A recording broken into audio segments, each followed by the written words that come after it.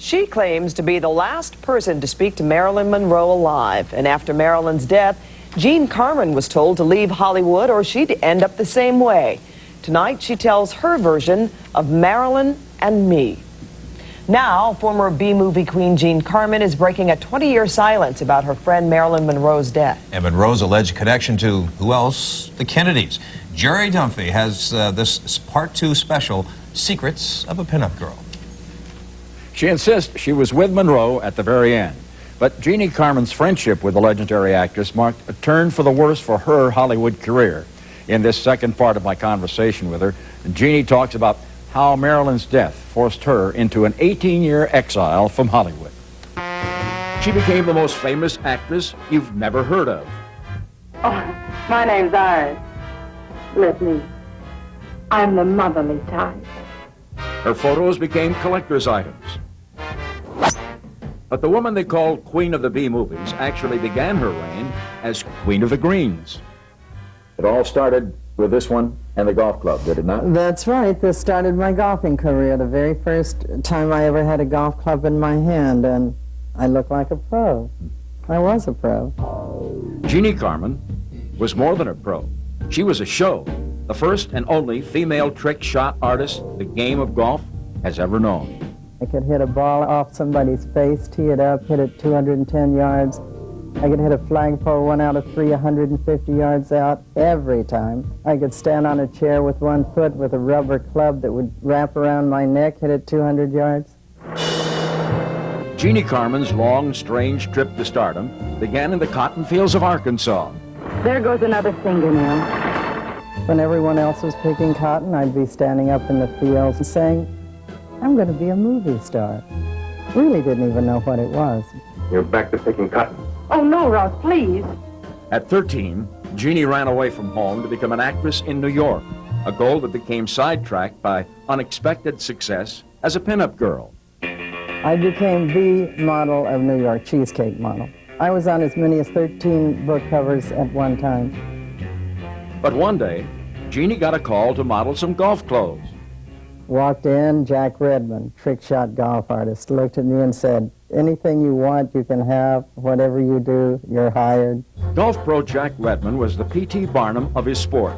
But now, a brash young teenager was about to become golf's greatest show on earth. So he said, pick up that club and hit a ball. And I said, pick up the club and hit a ball. You know, I was so dumb, I didn't know what golf was. Hit it so hard. This is inside a golf school. Hit it so hard that the drape fell down. Jack said, I think I can make a trick shot artist out of you. And I said, trick shot artist? All right. What did I know? In 6 months, I could do anything he could do. I would get $1,000 for a 7-minute act.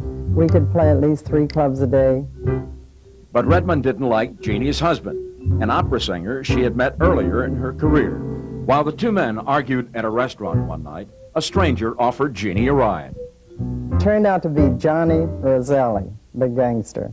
At this point, did you know who Johnny Roselli was? Did you know he was mafia? Hadn't a clue. You're nothing but a tramp. You made me what I am today. So the gangster and the golfer headed for Vegas, and Jeanne was about to play a much more dangerous game as a hustler. Roselli lured unsuspecting men into betting against a seemingly inexperienced young girl. The guy would invariably look at me and say, well, she could probably beat me in the bedroom, but not on the golf course. And then the bets were on. We made so much money, it was unbelievable. This is how Jeanne Carmen would look to an average golf ball. The golf ball point of view. Now, you have to admit that that's cool.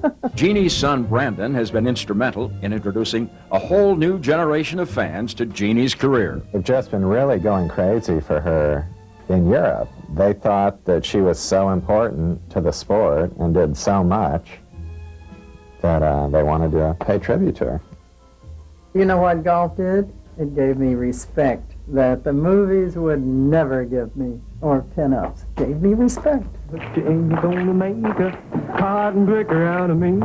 Jeanne Carmen hasn't touched a golf club in 35 years. But for those who were lucky enough to see the barefoot, bikini-clad beauty who could outshoot the pros, they know the game of golf just hasn't been the same since. You can make me sweat, make me sing. Her death shocked the nation and ignited a controversy that lives on to this day.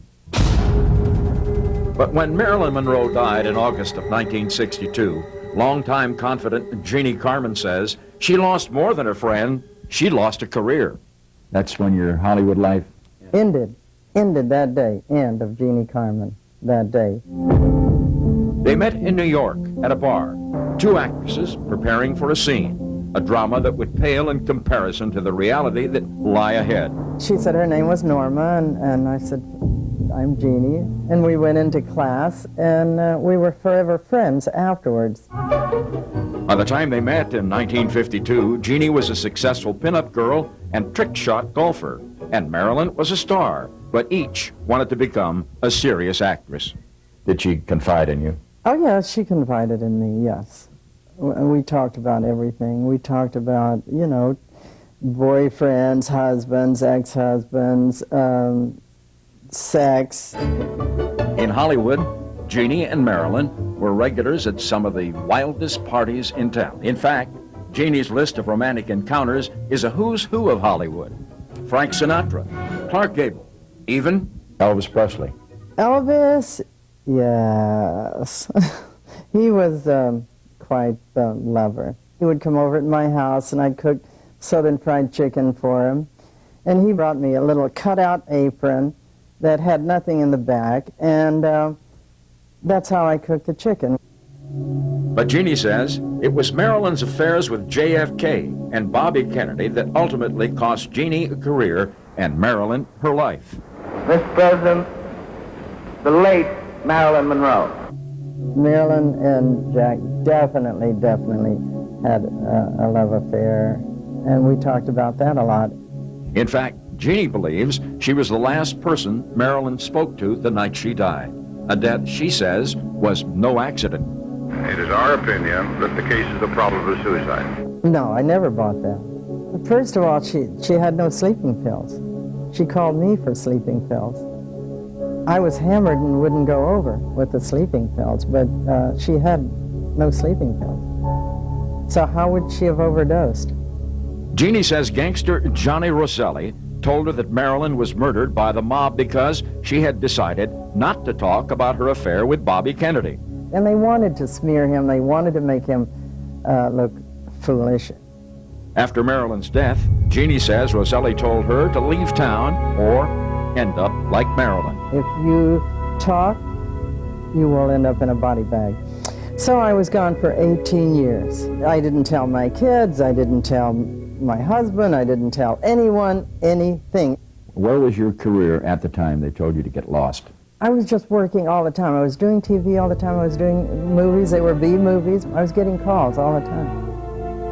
After almost 20 years as a suburban housewife in Phoenix, Jeanne received a phone call. Johnny told me that I could come out of hiding. At 68, former pinup girl, trick-shot golf artist, and B-movie queen Jeanne Carmen is enjoying a new yet hauntingly familiar role, celebrity. Right here, we have a box, as you can see, filled with fan letters from literally from around the world. Jeanne's son, Brandon, plans to turn her incredible life story into a movie. And after meeting the colorful Miss Carmen, it's clear the storyline is still a work in progress. Besides her appearance in a George Michael music video, Jeanne has also appeared in a recent commercial for Pacific Bell. She continues to be a hit at memorabilia conventions, and the E! Entertainment Network recently completed a feature on her life. It's called Queen of the B Movies.